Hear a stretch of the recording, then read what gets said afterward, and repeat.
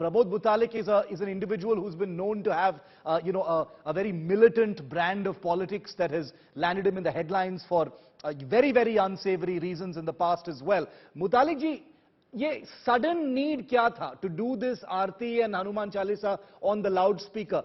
Were you inspired by what you saw in Maharashtra? इसलिए आपने किया ये सब अभी? संविधान के आधार पर हमारे जो देश चल रहा है, ये कुरान के आधार पर नहीं, शरिया के आधार पर नहीं है। तो जो अजान के आवाज से विद्यार्थियों पर और रोगियों पर और सरकारी जो ऑफिस रहते हैं, लेकिन आपने भी उनके ऊपर भी बहुत गलत हो रहा है। तो इनको जो गलत होने के बाद आप सुप्रीम कोर्ट का जो ऑर्डर उल्लंघन करने के खिलाफ हमने आंदोलन छेड़ा है, आज का यशस्वी हो गया है। ये आंदोलन निरंतर चलेगा, सरकार एक्शन लेना चाहिए और मुसलमान समाज इसको साउंड बंद करना चाहिए, ऐसा हमारा मांग है।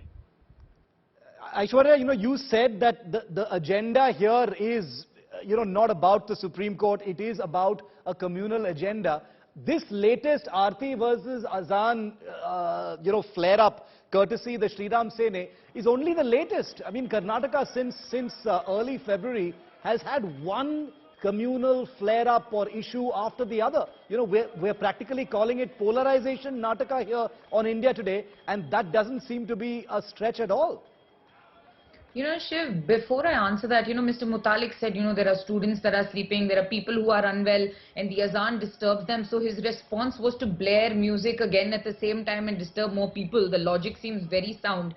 But Shiv, Karnataka is a place of experimentation. This is a test tube to see what is going to work, because in terms of development, the Karnataka BJP government has completely failed. You've seen one more suicide note that has come out about commissions. You've seen more ministers being embroiled in the corruption scandal. You see Mr. Amit Shah trying to come here and fix the situation. But the only thing that they are going to have when they go to polls in 2023 is this us versus them narrative. Mr. Mutalik so boldly would like to say this loudspeaker issue pertains only to one religion, while he knows for a fact that the Supreme Court order is completely different. Even Mr. Bommai has been far more prudent in the manner in which he speaks. But the fact remains that for them, they're going to make it an us versus them. They are going to make it that the Hindu versus Muslim. They are going to make it communal, because they're going to go on emotive issues to try and obviously blindside people from the actual fact that Karnataka is failing, whether it's infrastructure, whether it's giving transparent and accountable government, or whether ensuring development. And Karnataka is failing in all those metrics. You're mired in corruption day in and day out, and you have nothing else, and this is their experiment. They hope 2023 is obviously going the UP way. It's going to be Mandir or Masjid for them.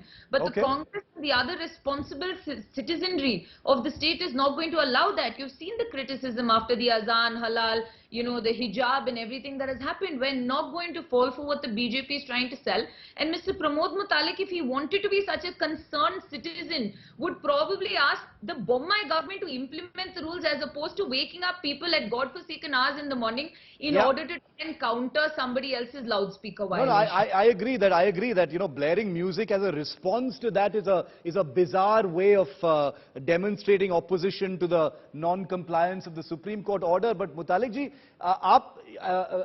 what Aiyshwarya has said, how would you respond to that? क्या जवाब देंगे आप? क्योंकि opposition parties का कहना है कि ये जो आप कर रहे हैं वो सिर्फ communal agenda के लिए कर रहे हैं, और ये एक ploy है to disturb the law and order situation in Karnataka.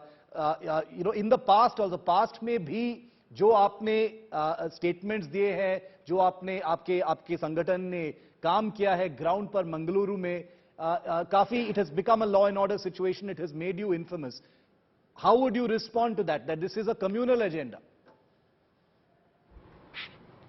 Karnataka में हमारे जो आंदोलन है, ये किसी के पार्टी के लाभ के लिए और किसी के पार्टी के विरोध के लिए नहीं है।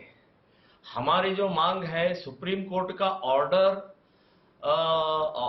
पालन करना चाहिए। तो इसका खिलाफ सुप्रीम कोर्ट का ऑर्डर 15 वर्ष हो गया। 15 वर्ष से ही सुप्रीम कोर्ट का ऑर्डर उल्लंघन कर रहे हैं। हमारी मांग जो है क्लियर है, अजान के विरुद्ध नहीं है, हम प्रार्थना के विरुद्ध नहीं है और भजन के विरुद्ध नहीं है। जो आवाज है, ये साउंड पोल्यूशन जो हो रहा है, इसके खिलाफ है। तो मैं कहता हूं, ये मानसिकता जो है मुसलमानों का, इस्लाम का मानसिकता जो है, कानून कायदा हमारे बस में नहीं। हम पालन करने वाले कुरान पालन करते हैं, हम शरिया पालन करते हैं। यहाँ के संविधान, यहाँ के कानून हमें नहीं मालूम, नहीं हम तोड़कर अजान का आवाज करेंगे, ऐसा जो ये मानसिकता है, ये गलत है। इसलिए हमारा आंदोलन जो है, ये मानसिकता तोड़ने के लिए, ये मानसिकता हिलाने के लिए हमारा आंदोलन है। ये मानसिकता हिंदू समाज और हिंदुस्तान को असुरक्षित है, डेंजर है। इसीलिए हमने ये अजान के खिलाफ सुबह 5 बजे भजन, वो भी तो कानून का उल्लंघन है मुतालिक जी, जो आपने किया है। हमने एक तरफ सरकार को मांग कर रहे हैं, सरकार के खिलाफ आंदोलन है। सरकार ये इंप्लीमेंट करना चाहिए, सुप्रीम कोर्ट का ऑर्डर जो है इंप्लीमेंट करना चाहिए। ये नहीं कर रहे हैं, ये डर रहे हैं। और मुसलमान का इस्लाम का जो मानसिकता है, ये इनको सबक सिखाने के लिए, तो ये हमारा आंदोलन है। ऐसा